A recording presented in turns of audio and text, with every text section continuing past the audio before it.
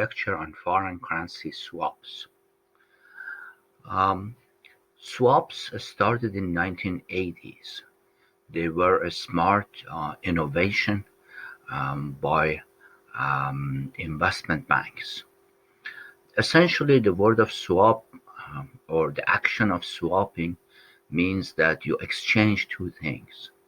Imagine going to a flea market and exchanging two products, um, getting one product and paying for it with another product. In international finance, when we talk about swaps, we talk about exchanging two loans and, of course, the obligation to pay for it. So let me first provide a verbal definition of this foreign currency swap. Of course, there is another kind of swap which is not the focus of our discussion in this lecture, and it's less commonly used these days. Foreign currency swaps are much more common. A foreign currency swap is an agreement and contract between two counterparties, two firms, to exchange their loans and, of course, the obligation to pay for it and the payment or cash flows that they receive from these loans with each other. However, it must be emphasized that these loans are in different currencies, and that would make it a foreign currency swap. If these loans had different interest rate conditions, for example, variable and fixed interest rate, that would be interest rate swap. And as I mentioned before, our focus is on foreign exchange swap.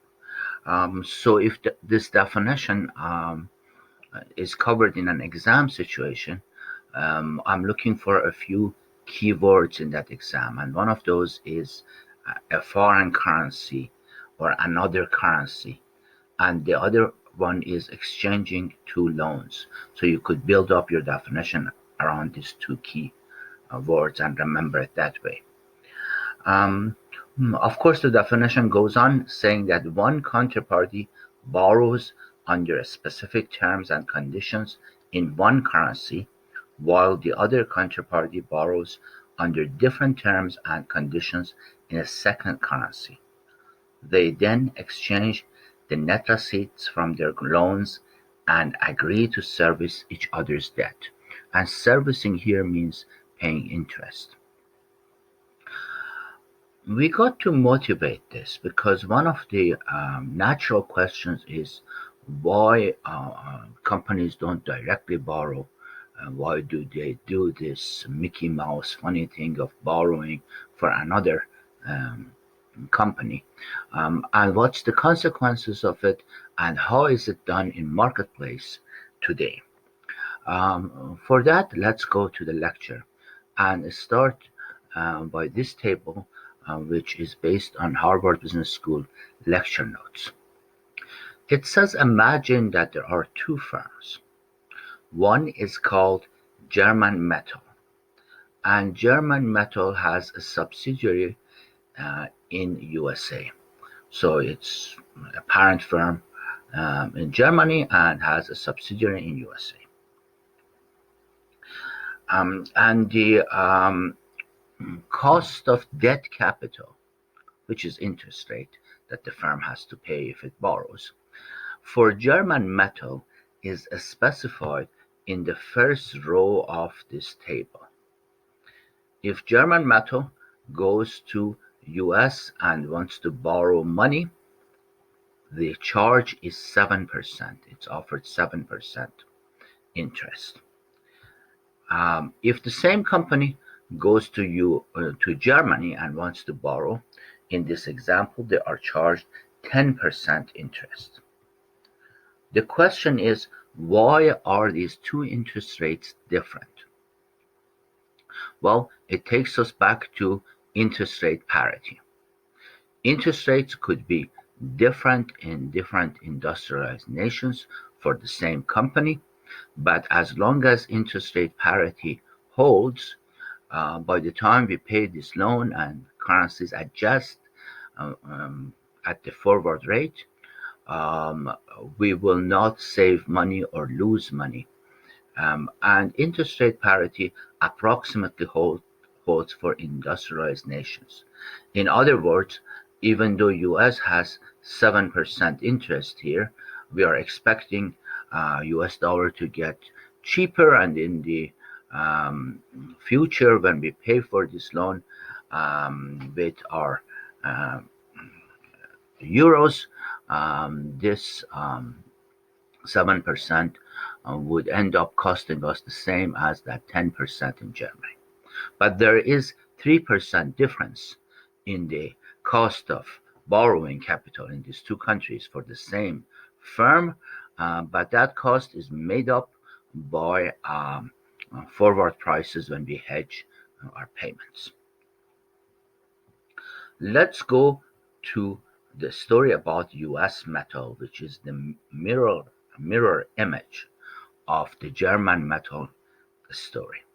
US metal has a subsidiary in Germany, and if it goes to borrow in US, if it asks a bank to give it capital in USA, they are offering 8% interest in this case. If the same US metal goes to Germany and borrows capital, they are offering it 9% interest. Again, the difference between this 8 and 9% interest, different interest rates in two countries, doesn't bother us that much, because we know the interest rates could be different, but as long as interest rate parity holds, capital costs us the same in these two countries. Now let's look at the columns. The column interest rates are different too. An American banker tells Germans, I'm going to loan you at 7%, and tells an American firm, I'm going to loan you at 8%. How come these interests are different? Well, we know that firms with different credit pay different interest rates. Essentially, if a firm is rated AA, um, it would pay more interest than a firm that is rated AAA, which is the best rating of bonds. And this rating is done by major rating agencies such as Moody's, Standard and Poor's, or Fitch, and it's based on ability of the firm to pay. All right, so there is a default risk premium. Um, in essence, Americans are saying that U.S. metal is a better credit. U.S. metal is a worse credit than German metal. It pays 1% more interest.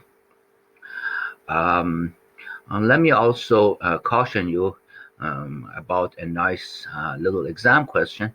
That question would say a firm that has a AAA bond rating pays more interest than a firm that has a AA bond rating. And I often get one or two students with this question because they go, oh, AAA is more A's than AA, therefore more interest. But the answer is the opposite. A firm that has AAA rating has better credit and therefore pays less interest. There is a default risk premium in addition to the interest because of the risk of bankruptcy or default.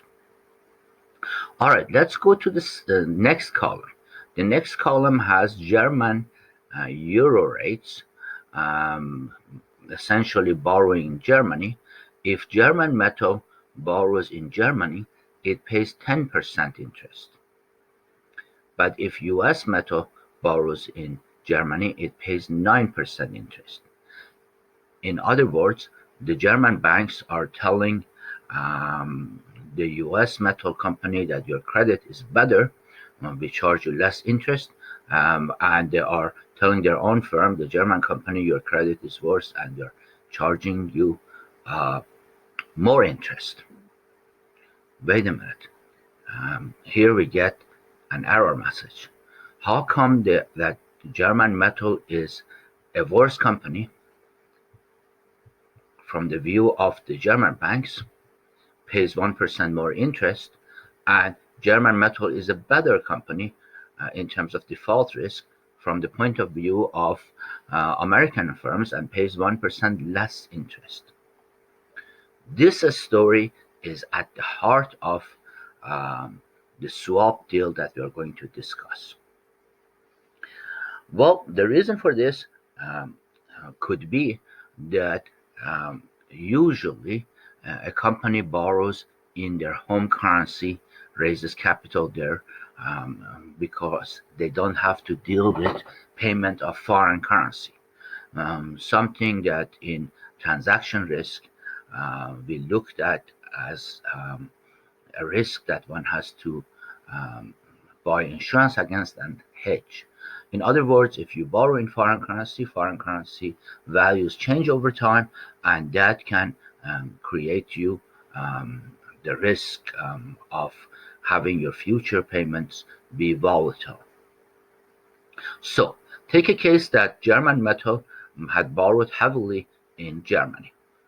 So when they go to German banks say, well, you're not welcome, you have borrowed heavily, your um, risk of bankruptcy is now higher, we are giving you 1% more interest. And US Metal has not borrowed in Germany, but has assets in place in that country. And this sentence of having assets in place in a jurisdiction is important because the long arm of law in bankruptcy usually does not go over borders of countries and comes and grabs your assets in Russia or in Germany. Um, Usually, in a bankruptcy situation, the judge has jurisdiction and ability to grab assets that are within that country. So, if US Metal has a subsidiary in Germany and haven't borrowed in Germany, it looks very attractive to German banks. It has assets in place and it hasn't borrowed.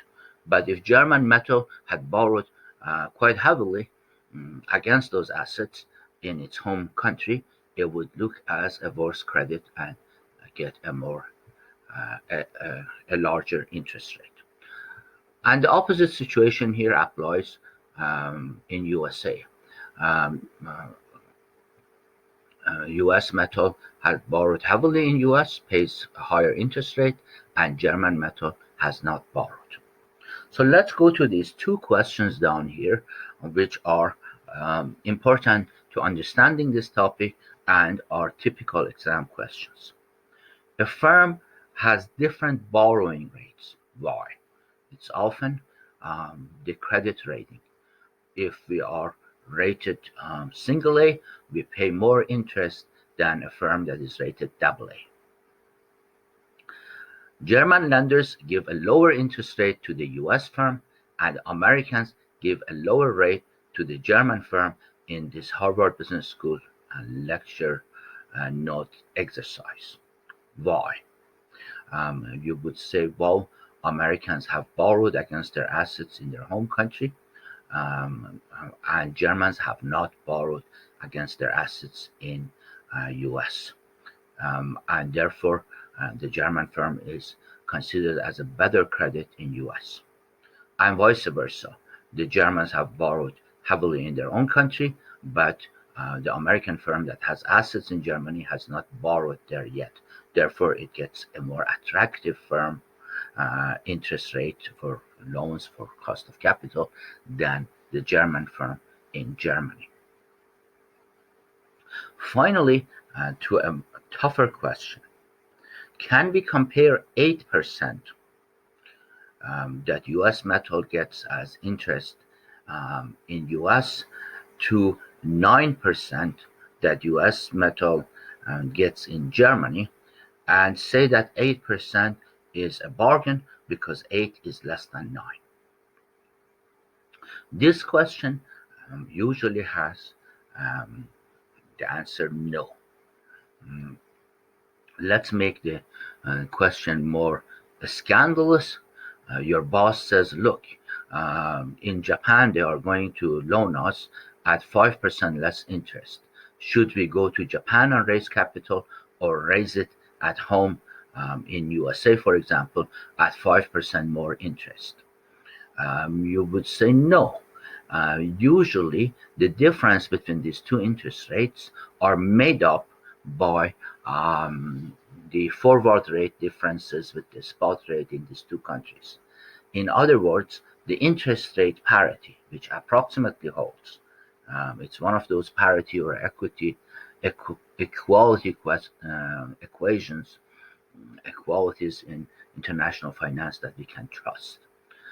It tells us that by the time you pay a loan, these two interest rates in two different countries are comparable cost of capital. They end up costing you the same amount because when you pay a loan at a lower interest rate, you end up um, paying for a currency that gets more expensive for you, and therefore you would have no savings. These two rates have to be the same cost of capital, and only violations of interest rate parity would give us a cheaper cost of capital. Let's continue to the next slide. Okay, let's consider the vanilla case. Usually, vanilla case is the in finance, we sort of lovingly comparing it to ice cream, refer to doing what we usually do, doing the normal thing. The normal thing is that each one of these firms in this example borrows it in its own currency for its required capital. Let's make it equal. The German metal needs to raise 1 million euros of capital for 10 years. And the US metal at a spot rate of $1.25 equal €1 wants to raise $1,250,000 for 10 years. At that spot rate, these two loans raise an equivalent amount of capital. And the terms of the loan, the 10 years maturity is the same. Let's look at the yearly cost of servicing this loan, paying interest for it. According to our table, let's go back to it.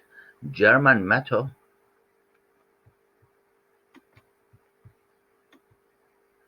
pays 10% interest in Germany.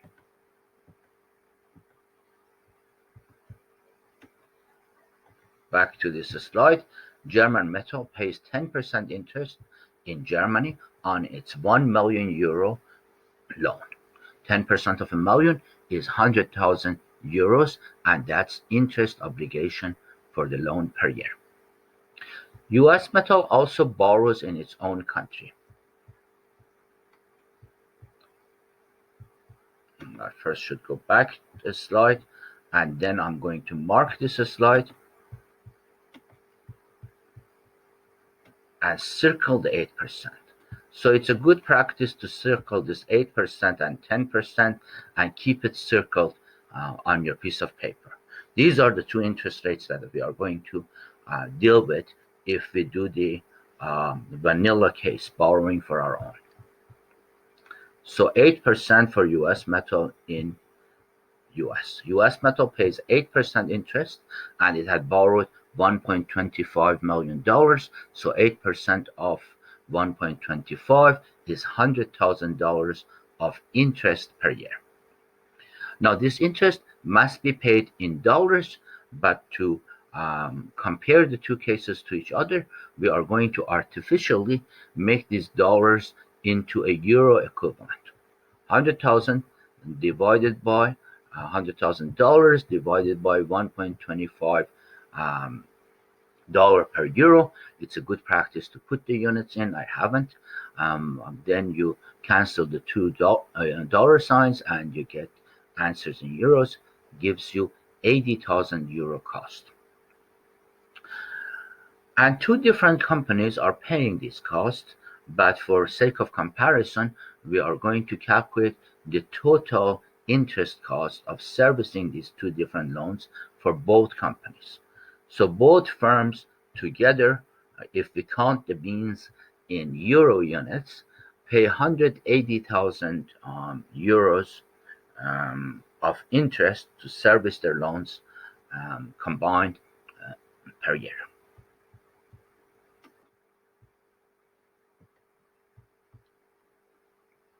Now let's do the strawberry flavor exotic situation, um, or what we call a swap situation. Um, a swap was first recommended by Goldman Sachs, and one of the earliest swaps is discussed in a case study that I would recommend at the end of this lecture. Notes from Harvard Business School. Um, the second swap in the world, it involved Disney company and financing in Europe and Japan. And the first swap in the world involved IBM, an American company, and financing in Europe and Japan.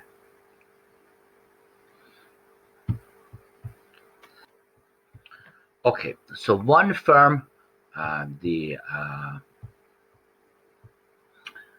American firm here, borrows in Germany and hands in the euros to the German firm and gives them the obligation to pay for this loan in euros. The other firm, the German firm, borrows in US dollars and hands in the dollars to the American firm and gets into a swap agreement that the American firm pays in US dollars for the German firm's loans. Each firm borrows in the foreign currency and they swap the loans. German Metal borrows $1.25 million for 10 years. US Metal borrows 1 million euros for 10 years. And the spot rate is, as before, $1.25 buys a euro. So these two loans are equivalent in terms of maturity. Maturity is 10 years. And at the spot rate, their amounts are equal. Let's look at the yearly cost of servicing these loans. German Metal pays 7% interest.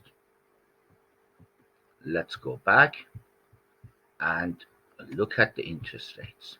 You want to box this interest rate and this interest rate. Remember, we circled the other two interest rates, 8 and 10%.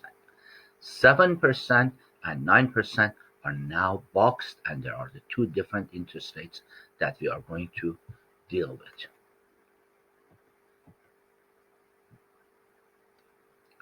So, German Metal pays 7% interest on its $1.25 million American loan. And of course, the interest rate is in dollars, and that's $87,500 of interest obligation per year. Now, let's make this dollar obligation into euros just to compare it with the other firm's obligation.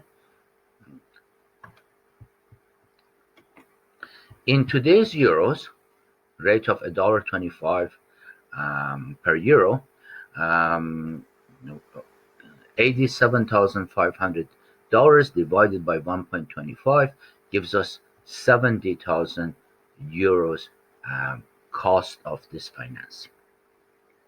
US Metal that had borrowed in Germany 1 million euros is facing that 9% interest rate from the European banks, German banks.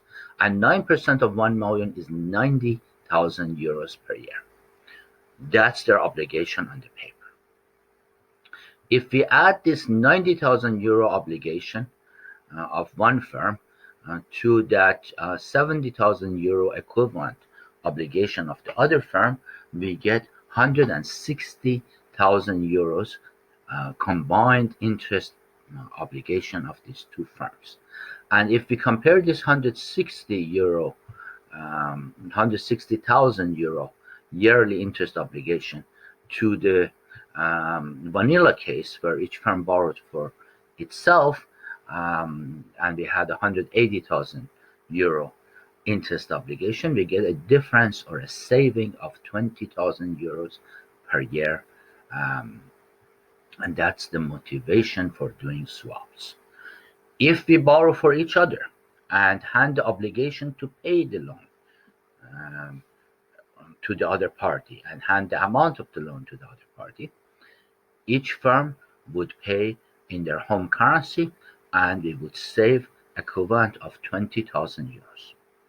Of course, this 20,000 euros can be shared between the two firms. They have to get something to come to the table and be motivated to do this complicated swap case rather than borrowing for themselves. Would it be divided equally? Depends on market power. And of course, these days we have an intermediary that offers swap deals just like a loan package, puts packages together with the two sides equal, and these savings are shared among swap participants and the bank. And the amount that each party saves depends on market forces of demand and supply and market power. But there has to be a saving over borrowing for yourself. A common question at this point is, why doesn't the American firm simply go to Germany and borrow for uh, itself and save on interest? And the answer to that is that this would be a foreign loan, and the payments in the future are in euros and would cause transaction risk. Follow-up question is, well, we know how to hedge transaction risk. Why don't we hedge these transaction risks? Well, every payment in the future would require a hedging. Hedging costs money, and particularly hedging long term for um, payments that are 10 years away become uh, difficult and costly.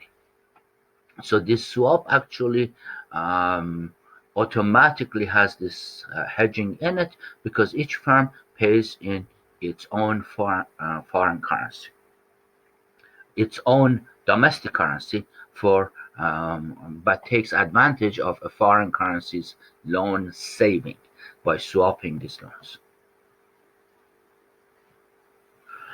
Let's look at the swap cash flows a bit more in detail. German Metal hands in its 1.25 million borrowing to US Metal in exchange for US Metal's borrowing of 1 million euros. Today, they exchange what they borrowed in foreign currency with each other. So each firm has currency uh, of its own and can use it for financing. They don't have to deal with foreign currency. They don't have to go to a spot market and pay a bid and ask price, pay a transaction cost, and exchange their foreign loan into a domestic currency that they can use, to their domestic currency that they can use. Each year, German Metal pays 90,000 euros of interest, 10,000 euros less than the 100,000 euros that it would have paid if it borrowed for itself in Germany. Payment is in euros and it's 10,000 euros less. This amount is paid toward the 90,000 euro interest required by US Metal's swap loan in Germany. Notice that US Metal has to be in the contract for borrowing in Germany to get this lower interest rate that was available to this American company that has assets in place and has not borrowed in euro. We have to borrow against those assets. US Metal pays 87,500. This is $12,500 less than the $100,000 that it would have paid if it borrowed in dollars at 10% interest in its own home country. But this $87,500 payment would be paid toward German Metals US interest bill. The question is, what is the source of this saving? That is an important question to ask in every deal. Is this deal a zero-sum deal?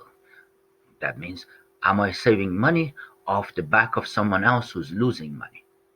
Or is the saving comes from somewhere else? Here, the saving comes from an arbitrage.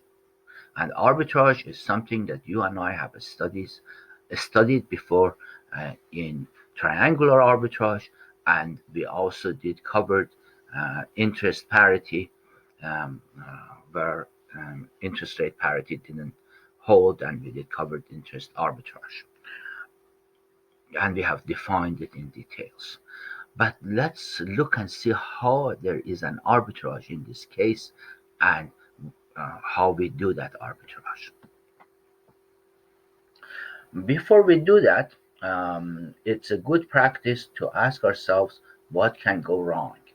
And as you saw in my prior lectures, a very good place to put our finger when there is an international finance deal or any finance deal, when we're asking this question of what can go wrong, is what if one party defaults? They do not perform according to the contractual obligation that they have. Of course, the other party can drag them to bankruptcy court, but bankruptcy courts are not efficient. We may not get our money, we may get 10 cents on the dollar. So here, bankruptcy is a very good answer to the question of what can go wrong with swaps. Well, if one party goes bankrupt and doesn't pay toward the other party's loan, then the other party would have difficulty with the bank because the loan in foreign currency is in their name, and the foreign firm is not paying their loan. This situation is resolved by bringing an intermediary. Banks are very good at intermediation, so usually the intermediary is a bank. The bank receives the payments from one party in their home currency and makes the payments to that party's obligation in the required foreign currency. If a party goes bankrupt and doesn't pay, the bank only makes loan payments toward the company that has not gone bankrupt, has not gone in default, and had made their obligation. So let's say in this case, the American firm goes bankrupt and doesn't pay in US dollars. The Germans pay in euros, and the intermediary firm takes these euros, converts them into dollars, and pays the loan that the Germans have in US dollars. Therefore, the Germans would not see a loss. That story requires the bank to exchange money from euros to dollars to pay toward this dollar loan. So this intermediary would have some cost, and some of that $20,000 savings, it was 20,000 euro savings that we had in this example, could be claimed for that cost, that potential cost of in bankruptcy exchanging currencies. We addressed this question of what about directly borrowing in foreign currency and hedging the future payments with forward contracts. Long-term forward contracts are more costly, and this case would be costlier than swaps.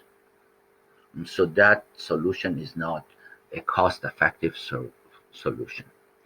And our answer is that for bankruptcy problem, we bring in an intermediary who shoulders bankruptcy. Mind you, banks are in the business of shouldering bankruptcy. Every time they loan money to someone, they have to worry that that firm or individual will default. And of course, they deal with bankruptcy by pooling individuals together, pooling loans together, and saying, okay, one person out of the 1,000 people we have in this pool will go bankrupt. We charge the other 999 people more, and that's why your interest goes up. If your bankruptcy risk is higher, we charge that other 999 um, loans more to cover that one deal that goes bankrupt, and we don't know which deal that is. But we want to keep a handle on the pool. We want to make sure you're in a pool that has 1 in 1,000 bankruptcy risk, not 1 in 100. Because the pool that has 1 in 100 bankruptcy risk would have a higher interest rate to cover that bankruptcy situation. And it gets to a point where credit would be rationed. Banks no longer loan if our bankruptcy rate risk is so high that they cannot charge high enough on interest on loans to cover this bankruptcy risk of potentially bankrupt loans. Okay, so banks are good in shouldering bankruptcy risk. Therefore, a bank comes in as intermediary, and that intermediary does the service of shouldering the bankruptcy risk of one party for the other, making sure that if Americans go bankrupt, it doesn't affect Germans, and if Germans go bankrupt, it doesn't affect Americans. To calculate a payment schedule so that both parties share the swap savings, have a gain from the swap after they pay the intermediary. Essentially, we are saying that banks would receive the money and transfer it. And again, that's a business that they are good at, and it's their core business. To handle the billing, accounting, and administration of future transactions, bills and receiving funds from each parties. Again, this is a core business of banks. Let's go to the source of the swap saving, which is also an important part of our discussion. To better see where the source of the swap saving is, we refer to the table we had before. This table said that the German metal had 7% interest if it borrowed in US, while the same firm had 10% interest if it borrowed in Germany. Let's open up one more column in this table and call it difference. 10% is 3% more than 7%. So if German metal borrows in Germany, it pays 3% more interest. That difference is because interest rates are different in the two countries, and if interest rate parity holds, this is not an advantage or disadvantage in terms of borrowing and cost of capital that we pay eventually. However, look at the differences in the second row. US metal pays 9% in Germany and 8% in US. 9 minus 8 is 1% difference. You could look at this 1% and that 3% as the cost of borrowing, cost difference in borrowing in different countries. Cost of euro borrowing and cost of dollar borrowing has a difference, but that difference is 3% for one company and 1% for the other company. This difference should be the same. We should have for every firm, if we go from one nation to another, we should have similar differences in interest rates that we face. Why? Because this depends on the market conditions in the two countries. The difference of these two differences, 3 minus 1 equals 2%. There is another way to come up to these differences, and that's by opening a column here, opening a row here, and looking at the differences of the columns. German metal pays 7% in US dollars, but US metal pays 8%. 8 minus 7 is 1%. This says that US metal pays 1% default risk premium over German metal. Their cost of borrowing in US is 1% more than the other company because they have more potential for bankruptcy. However, this difference is exactly opposite in Germany. German metal pays 10%, US metal pays 9%, so 9 minus 10 is minus 1%. In other words, German metal now pays 1% less interest in Germany. US metal pays 1% less interest in Germany. Minus 1 here. So this minus 1 says that German metal has a worse credit. US metal has a better credit in Germany. Look at this opposite. If you are US metal, you have worse credit in US, but better credit in Germany. Your credit in two countries is different. That gets us to arbitrage. Arbitrage was when we have the same underlying asset, or in this case, credit of a company, creditworthiness of them, in two different um, markets, and they have two different prices. They're essentially giving us two different prices on interest rates. Um, in US, they are giving us um, a lower credit if we are US metal, and in Germany they're giving us a higher credit, and we can arbitrage these differences by borrowing in the country that gives us a better credit and a cheaper interest rate than they give uh, German metal. So essentially, this swap becomes a credit arbitrage. Um, And these credit differences exist because the long arm of the law can't go from one country to the other country, because we have assets in another country and we haven't borrowed against those assets. We have borrowing capacity that is different in two jurisdictions, and we can't individually take, as a firm, take advantage of these borrowing differences, because borrowing in foreign currency is costly.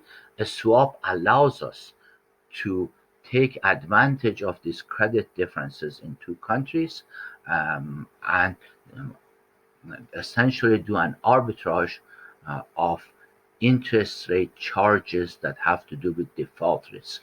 Default risk for us is higher in one country than the other country, and that affects the price of our capital. Let's continue with these two differences. Plus 1 and minus 1, if we look at the difference of those two, is plus 1 minus minus 1, and minus minus becomes plus, so it becomes 2% difference. So this 2% is difference of the differences.